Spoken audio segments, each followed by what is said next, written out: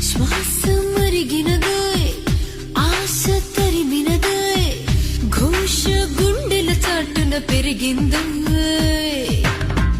బయట నిలబడదే మాట తడబడినే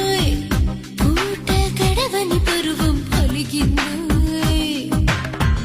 రోజు నీ పేరే రామనామంలా ఆలపించాను నమ్మరా ఒక్కరోజైనా